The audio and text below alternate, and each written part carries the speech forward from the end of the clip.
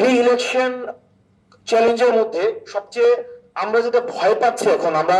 University student থেকে শুরু করে আমরা যখন নাগরিক পরিষদের কথা বলি, যে বিষয়টা উঠে আসছে এর মধ্যে প্রথম যেই চ্যালেঞ্জটা, সেটা হচ্ছে এখনো পর্যন্ত আমাদের রিফরমেশন যে ইমপ্লিমেন্টেশন মেকানিজমটা, এখনো এই জায়গাটা আমরা এখনো পর্যন্ত একমত হই নাই। তো এই বিষয়টা নিয়ে হচ্ছে একটা পরবর্তীতে একটা চ্যালেঞ্জ হতে পারে। এটাকে কিভাবে আমরা ডিল করছি, আমরা প্রত্যেকটা রাজনৈতিক দল, এটা খুবই গুরুত্বপূর্ণ একটা বিষয়, এবং এটা হচ্ছে পরবর্তী একটা রাজনৈতিক শেপ আমাদেরকে দিবে। আমরা কন্টেন্ট অফ রিফরমেশন আমরা অনেক আলোচনা করি,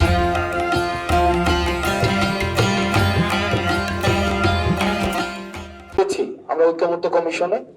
কিন্তু ইমপ্লিমেন্টেশন প্রসেসটা মেকানিজমটা এটা নিয়ে হচ্ছে এখন সবচেয়ে গুরুত্বপূর্ণ বিষয়, যে আমরা যে বিষয়গুলোতে এতদিন পর্যন্ত আমরা আলোচনা করে আমরা পার্শিয়ালি আমরা কোনোটাতে এগ্রি হয়েছি, কোনোটাতে হচ্ছে আমরা ফুললি এগ্রিড হয়েছে,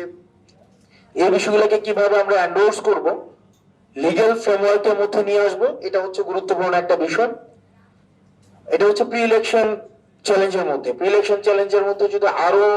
আমরা যেই টেনজিবল বিষয় যেগুলো আমরা হচ্ছে অ্যাভয়েড করছি, আমার কাছে মনে হয়েছে অনেক অ্যাবস্ট্রাক্ট বিষয় নিয়ে কথাবার্তা বলছি, এর মাঝখানে একটা হচ্ছে যে আমাদের ল অ্যান্ড অর্ডার সিচুয়েশন আরো যদি আমরা কনক্রিট ভাবে যাই, সেটা হচ্ছে আমাদের অ্যাডমিনিস্ট্রেটিভ রিফরমেশন হয় নাই। 2008 পরবর্তী নির্বাচন, আমি যে নির্বাচন আমি নিজে দেখেছি, 14 সালের নির্বাচন, 18 সালের নির্বাচন এবং হচ্ছে 24 সালের নির্বাচন, এই তিনটা নির্বাচনে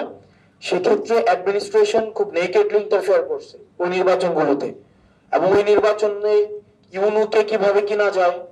এখনো পর্যন্ত কিন্তু রাজনৈতিক পরিসরে এই আলোচনাগুলো আছে। আমরা কিন্তু রাজনৈতিক পরিসরে যারা রাজনীতি করছেন, আমরা সহ ইনক্লুডিং আমরা আমরা কিন্তু আমরা ভাবি ইউনুটা আমার হবে কিনা, ডিসিটা আমার নিয়ন্ত্রণে থাকবে কিনা। তার মানে এখনো পর্যন্ত মনস্তাত্ত্বিক ভাবে আমরা ধরে নিয়েছি যদি অ্যাডমিনিস্ট্রেশন আমার নিয়ন্ত্রণ থাকে, তাহলে নির্বাচন রেজাল্টে আমার একটা দৃশ্যমান একটা ব্যবধান আমি নিয়ে আসতে পারবো, যেটা আমার পক্ষে কাজ করবে। অ্যাডমিনিস্ট্রেশনের জায়গাতে পুলিশের বিষয়টা খুবই গুরুত্বপূর্ণ একটা নির্বাচনে। সেই জায়গায় দেখা যায় ওসি কে নিয়ন্ত্রণ আমরা করব কিভাবে, ওসিটা আমার হবে কিনা, এসপিটা আমার হবে কিনা, ডিআইজি রেঞ্জ আমার হবে কিনা, এই বিষয়গুলো কিন্তু রাজনৈতিক পরিসরে যারা রাজনীতি করছেন, আসন ভিত্তিক রাজনীতি করছেন, তারা ভোটার নিয়ে যতটা হচ্ছে ভোটারদেরকে কাছে টানার জন্য যত স্ট্র্যাটেজি অ্যাডপ্ট করছেন, একই সাথে সাথে অ্যাডমিনিস্ট্রেশনকে কিভাবে নিয়ন্ত্রণ করা যায় এই বিষয়গুলো নিয়ে কিন্তু কাজ করছেন, যেটা হওয়া উচিত ছিল না। তো তাহলে আমরা এখনো পর্যন্ত অ্যাডমিনিস্ট্রেশনকে নির্বাচন ম্যানিপুলেট করার ক্ষেত্রে আমরা গুরুত্বপূর্ণ একটা ক্যাটালিস্ট হিসেবে কিন্তু এখনো পর্যন্ত আমরা বিবেচনা করছি, যেটা নিয়ে নাগরিক পরিসরে এবং সিভিল সোসাইটিতে যারা পলিসি মেক করছেন তাদের এই বিষয়টাকে প্রায়োরিটি দিতে হবে। তারপর হচ্ছে অর্থাৎ এই বিষয়গুলোকে আমরা অ্যাড্রেস করার জন্য আমরা পুলিশে প্রপোজ করেছিলাম যে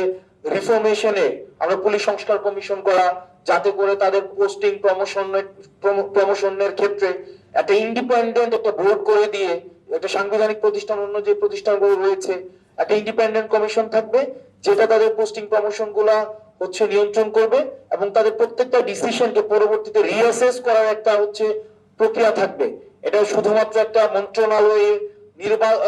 এটা হচ্ছে কোন রাজনৈতিক দলের অধীনে থাকবে না। এই বিষয়গুলো আমরা আমাদের জায়গা থেকে আমরা প্রপোজ করেছি। প্রি ইলেকশন চ্যালেঞ্জের মধ্যে সবচেয়ে আমরা যেটা ভয় পাচ্ছি এখন, আমরা ইউনিভার্সিটি স্টুডেন্ট থেকে শুরু করে আমরা যখন